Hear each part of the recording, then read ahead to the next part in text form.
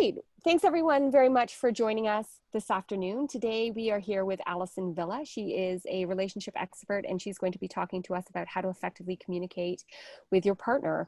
The theme this month is on negotiation, and negotiation, I've learned, is the wrong word for what happens in a relationship. It's actually communication. But I think it's exceptionally important for living your best life and for creating space and time in your home and in your relationships to do the things that you need and want to do. So Allison, maybe you could introduce yourself and kick it off. And if there's any questions, please feel free to ask them in the chat box and we can take them at the end as well. Or if Allison, you're more comfortable jumping in, please go ahead and do so. Hi, thank you. Welcome everyone. My name is Allison, and yes, I am a psychotherapist and a relationship expert. So today I'm going to bridge communication and how it affects not only your personal relationships, but also your professional relationships, because communication is what we all do every day with the people in our lives. So we're going to first talk about how to communicate with clarity, and then I'm going to also give you some tools how to be an empathic, active listener. So because to communicate, it's all about talking and listening. It's a two-way street. You can't do one without the other, right? That is how we close the communication circle, is by both communicating and listening. So each are equally important, aren't they? And as we go, I'll probably invite you to maybe share some of your experience in the chat. And if you have any questions, like Jennifer said, just leave it in the chat and I'll answer those. So first, we're going to talk about how to communicate clearly. And the number one thing is, before you can even start to communicate, is to know how you feel. And so for me, I think it's so important for each of us to do our own personal work, because when we do that, it helps us to communicate with clarity and know what we want to say. I know sometimes in relationships, people can get frustrated. Well, they're not telling me how they feel. And sometimes people honestly don't know how they feel. It's not that they are withholding necessarily, but they might not know how they're feeling. So I encourage you to go inwards and tune into how you are feeling in any given moment, so that when it comes to communicating with other people, whether that's in business or in life, that you know how you feel, you're able to put language to that so that you can communicate that with clarity. Some ways to do that would be through journaling. I know a lot of people like to write their thoughts down. That helps them get organized around their feelings. Some people like to talk it out loud with a friend or with a therapist like myself. Some people will even listen to music, because that will help bring some feelings up to the surface that they might need to sort through. So there's so many different ways to figure out how you are feeling, but that's the first thing that you need to do before you can communicate, obviously, how you are feeling. You need to know. So that is step number one. Step number two is, once you know how you're feeling, you want to express it to the person. And before you can do that, you need to make sure that the person is in a place where they're able to truly listen. So there's nothing more frustrating when you have something on your heart, on your mind, that you want to share, and the person you want to share it with is in the middle of something. Maybe they're making dinner, or on a call, or maybe in the middle of writing an email, right? And they're not able to hold space for you and truly listen. So that's the first thing, is checking in with that other person. Hey, there's something I wanted to chat with you about.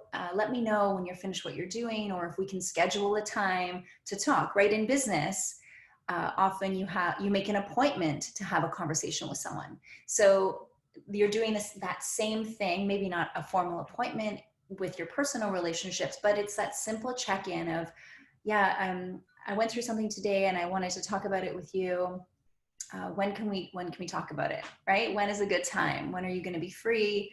Because then the person knows, okay, this is like they need space, right?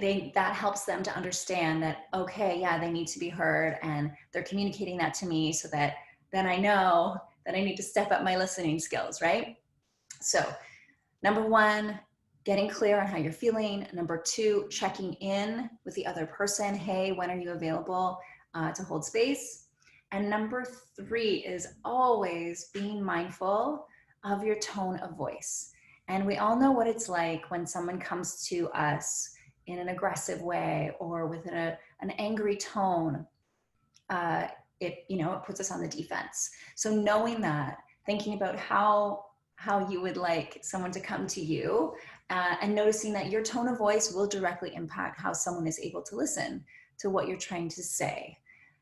I often say with my clients, if someone says something to you in an angry tone, you're not even really hearing the words, right? Because your body is going into that fight or flight mode and you're not able to really hear them. So this is that reminder when you're the person communicating, be mindful of your tone so that gives you confidence that, okay, the other person is going to be able to actually hear my words and hear what I am really trying to communicate, because my tone is kind or calm or whatever it is that you want to be. Is this checking in? I just want to check in with you guys. Is this resonating with you? You can leave me a little chat, yes or not. I see some of you nodding. Is there anything so far that maybe is resonating? I see you, yes. Oh, good. Sarah says, yes, resonating. Excellent. Anyone else? Jennifer, yes, absolutely. Good. Excellent.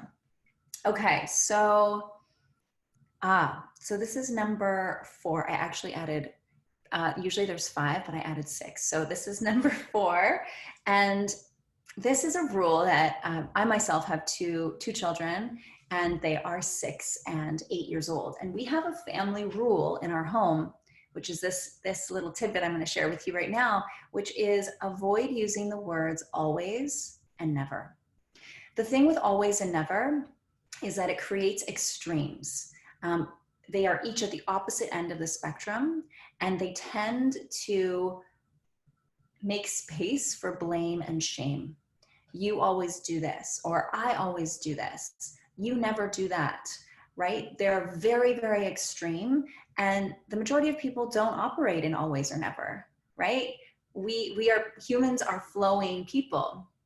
Sometimes someone takes out the trash, sometimes it's somebody else. Sometimes you might lose your temper and sometimes you don't. It's not always and never. And it's important to encourage that even when you're communicating with a potential client or someone in business, it's even when you say, oh, we always deliver this at this time, you would think that'd be a really positive thing. But if you say, we do our best to accommodate that time frame, that gives you space to over deliver, right? Because if you make a promise and, by some chance you're not able to meet that expectation, your customer or client will be let down. But if you I don't want to say lower the standard, but if you say, we do our best to meet it within this time frame, for example, and then you meet it before that, then your client, you've over delivered at that point. So even noticing how you use that language in business can be really helpful as well. So avoiding always and never. And number 5, ooh, yes. I love this one for your personal relationships, and that is to avoid assuming. It works also in business relationships, but sometimes when we are feeling frustrated or we think we know someone really well, we assume that they will have a certain response or they will act in a certain way. And as soon as we do that, we are not giving them the benefit of the doubt. So even when you're communicating something with someone, by assuming that they're going to have a certain response, you're taking away the ability to receive information, right? You're making an assumption. So when you make that assumption, your delivery is going to change. How you communicate, your tone of voice, like we've been talking about, maybe your inner monologue that you think isn't coming out, it's going to come out in your body language or in your tone of voice. So avoid making those assumptions and instead flip it around to put that person on your team, right? If it's a customer, for example, they want you to be awesome, right? Don't assume that they're waiting for you to make an error or do something wrong, for example. Assume that they know and they trust that you're already amazing and that you're going to deliver. So remember, so that it keeps you on the same team. You all want the same end result. And that's the same thing, obviously, in your personal life. If it's with your life partner, yeah, you're going to have micro conflicts and breakdowns, but ultimately those are happening because you really care about each other, right? And you're on the same team, and you likely do want the same outcome, but maybe you want a different route to get to that outcome. So just remembering, don't assume, and you're on the same team. And the last thing, that this is such a huge nugget, number 6, is express how the other person's actions make you feel. And this can work, again, in personal relationships or in business, because when you are expressing how a person's actions make you feel, I'm going to give you some examples in a minute, it's helping you to take the blame and shame out of the communicating potentially what might be perceived as negative. Can you guys hear me okay? I just hear a little sound. I want to make sure that you can still hear me. Yeah? Maybe it's someone's audio. Can you hear me, Jennifer? Okay, good, thank you. Sorry, I just heard some audio and I was like, oh, maybe they can't hear. So expressing how you feel. So for example, when you, I'll use a positive one. When, let me think of a good one. Okay, when you make a smoothie for me in the morning, it makes me feel really cared for. Okay, so this is a positive one. So for example, what I'm saying is the action, I'm naming the action, and then how it made me feel. So instead of saying, I'll use a negative one. So when you don't talk to my brother, it makes me feel like you don't like my family, right? There's more of a negative one. Instead of saying, you don't like my family, or making that assumption or a broad statement like that. You're naming the action very clearly, and then how it makes you feel. So it's taking out the, you are a beep, right? It's avoiding the naming and blaming and taking the ownership of, this is the action, and then this is how it made me feel. Do you see the difference? It's a little bit of, it's nuanced. I would love if each of you could, maybe in the chat, I want you to do one sentence. When you do this, it makes me feel X. Go ahead and just type that in the chat. This is really such a simple but valuable tool for you to have in your toolbox, your communication toolbox, as I like to call it. So go ahead and write that in the chat. When you do X action, it makes me feel what? And then you can put in brackets what you might want to say that you're trying to reword, like, I feel like you're a butthead, or whatever, or you're irresponsible because of this, or yeah. Okay,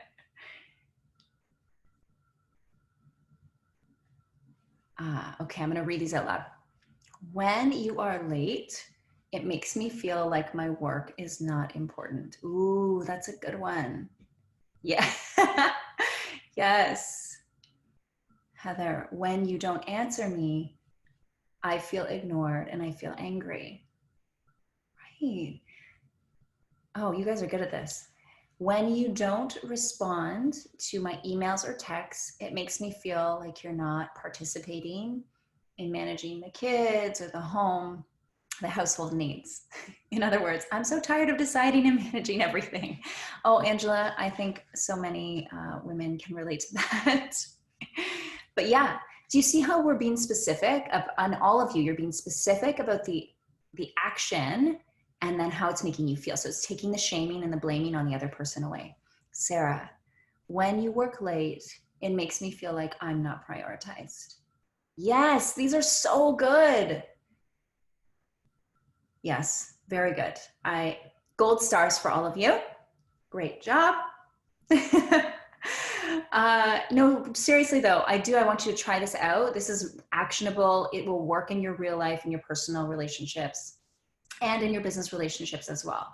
Okay, so I'm going to just do a quick review of our how to communicate clearly, which is number 1, get clear on how you feel. Like, go inwards, check in with yourself.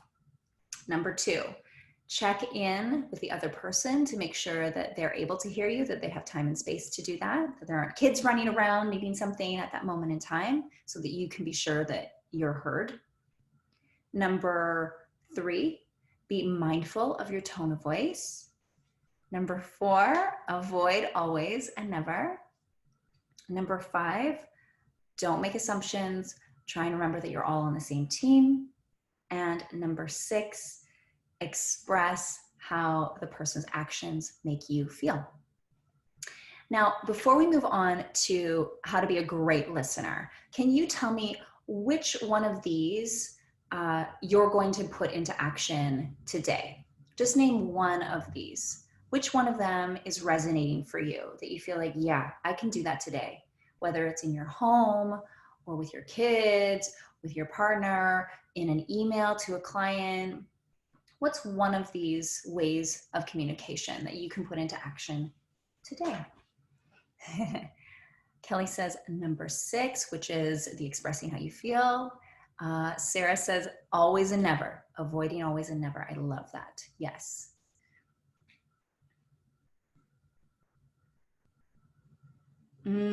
Yes, Jennifer, getting clear on what you are feeling. Yeah, we have to do that first before we can express, right?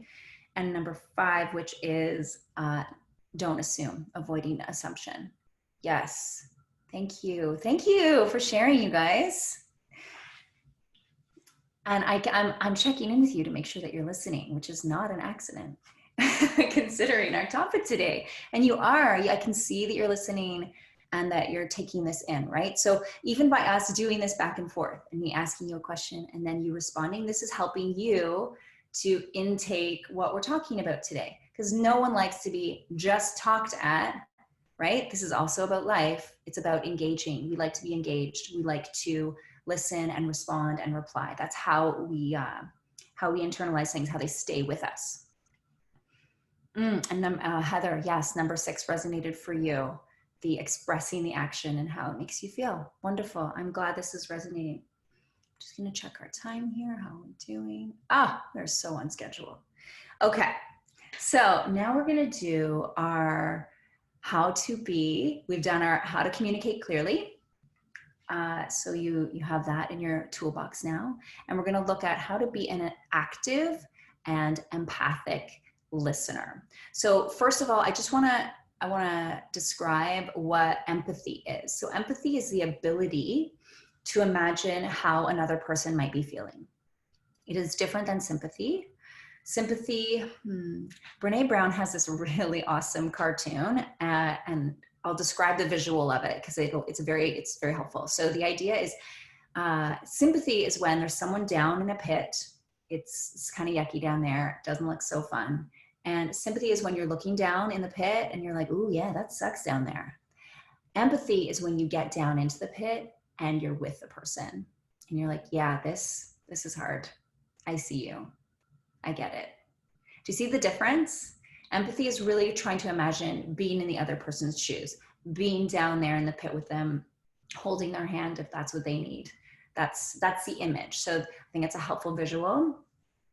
So that's what we're doing. That's what we're going to work on right now, is how to be an active and empathic listener.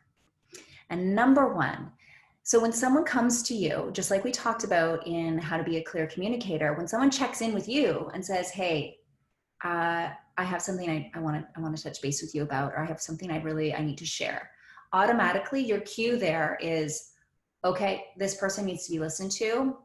I'm going to let them know when I'm available. And so you communicate that. And once you're in that moment of listening, is you want to have amazing eye contact and body language that is facing the person, your phone is down, there's no other distractions, right? It's so basic and so 101, but so powerful, right? If I'm turned to the side and I'm kind of like distracted over here and not really listening, even when I do that now, you probably don't feel like I'm as engaged, right? So just noticing that simple turn, eye contact, be present for that person.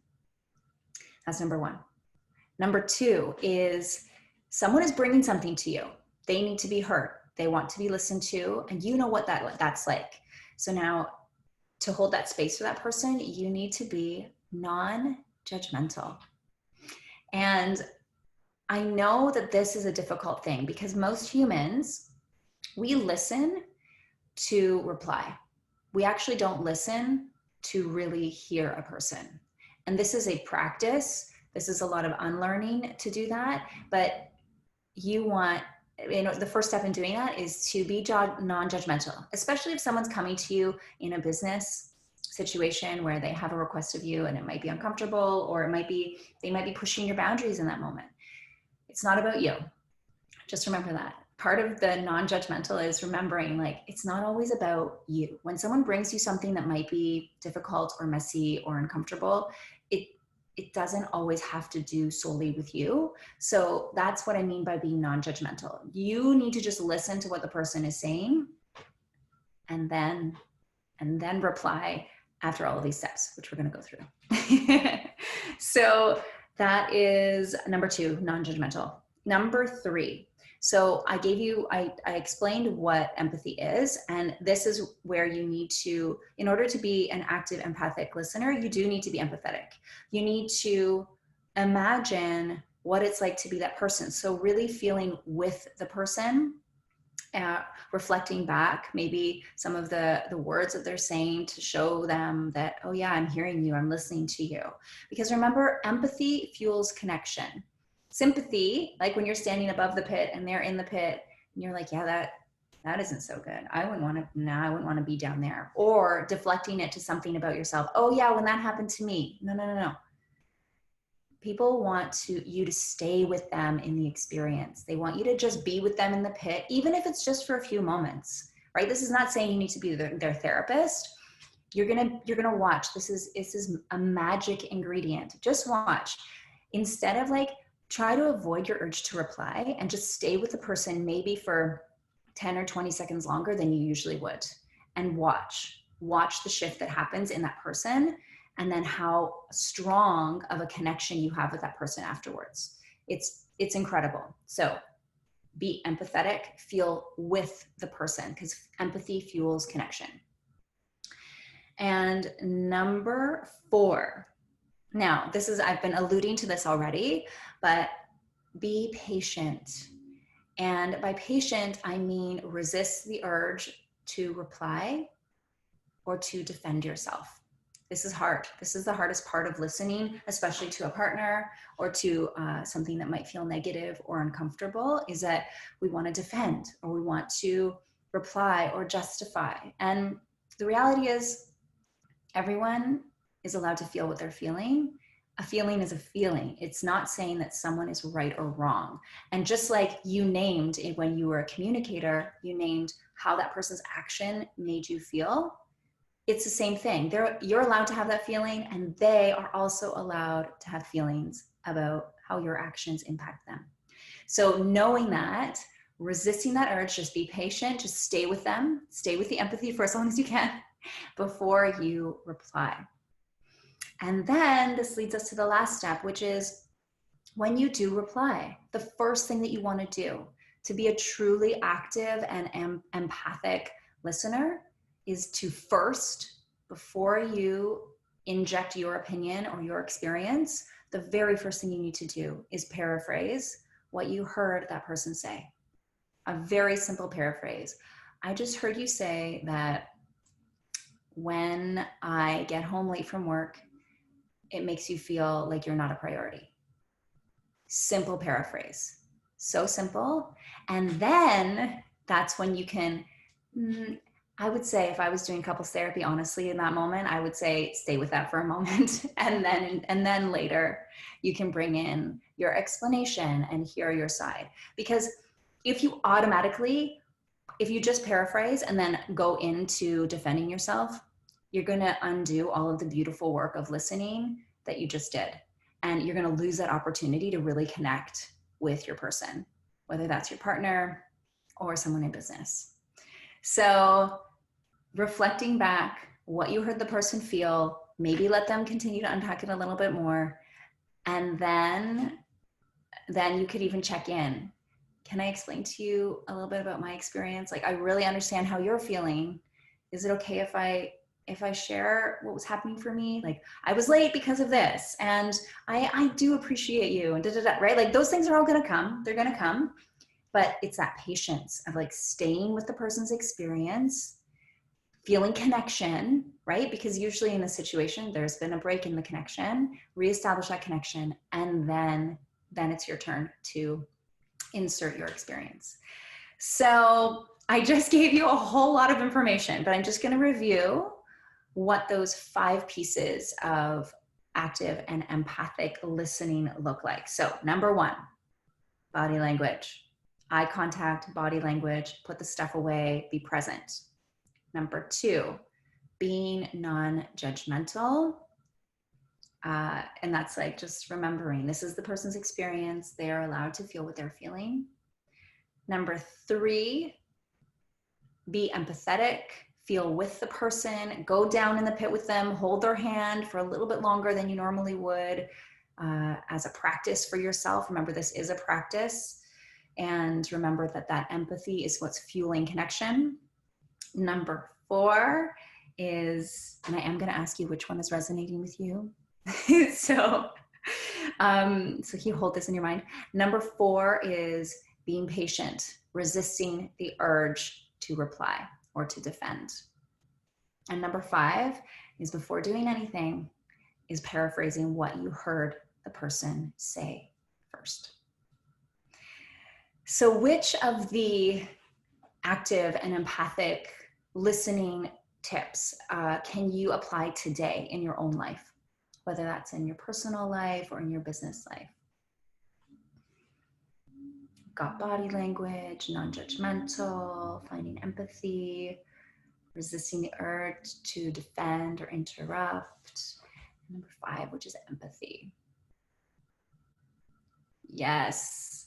Oh, thank you for your honesty, Jennifer. She says, non-judgmental, only with my husband.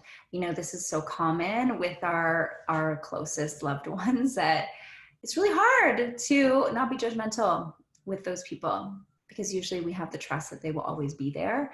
But I get it. But yes, you can put that into practice today. Sarah, finding empathy. Yes, feeling with the person. And Kelly says number 2, what's number 2? Non-judgmental. Heather says number 4, which is resisting that urge to defend, right? Yes, Angela, same thing. Be patient with your partner. Yeah. And you know, I have to tell you, the magic in all of this is, because I know you're probably listening, you're like, my partner needs to listen to all of these, okay? And it's true. Your partner probably does. And of course, there's 2 people in every relationship. Always better for both people to be on the same page as to how to communicate and how to be a great listener. But the wonderful thing is, when you are consistent with how you show up in your communication and in your listening, they're going to notice and they are going to learn. And you can even talk to them. You know, what I love about when one person does the personal work, which you're all here making this time for yourself, doing your own personal work, when you do that, it's really great to, how do you bring this into a conversation with your partner? And what I always say to people in my couples membership program is, you know, if your partner is in here, just say, oh yeah, I just did this really interesting workshop, and this girl, Allison, she's a therapist, she was talking about this. And so what happens is you're bringing in a third party. It's not you saying, you know, you need to do this more, or I need you to put your phone down, or, right? It's coming from a third party. So you can still bring it into the conversation. And Jennifer says, send them the recording. Absolutely. You can send them the recording and watch it together and pause it and be like, oh yeah, don't I totally do that? I'm really bad. I do assume, I do make assumptions when I'm listening to you, and I want to work on that. So it's also if you do it together, like naming the things that you know you need to work on, because that invites your person to also do the same and be like, oh yeah, I'm not so good with my tone of voice. I got to work on that, right? So it's everybody has their own work to do, and by showing that you're doing the work and you know that there's room for improvement for you, you're showing that you have gentleness for yourself, which gives space for your partner to know that you have gentleness for them too. We're all human. Really awesome, Allison. Is there a way that people can get in touch with you, or you mentioned you do couples therapy. Is there, how else do you help women? What are some of your other programs? Yeah, so I do virtual therapy, so video therapy like this for individuals as well as for couples. And I work specifically with parents to help keep their couple thriving after kids with my online programs. So individual therapy, I work with an array of clients and couples therapy, but my online programs are designed specifically for parents so that they can reclaim passion and play in their relationship. So I have an online course for that, as well as a couples membership program. And you can find me at houseandhook.com.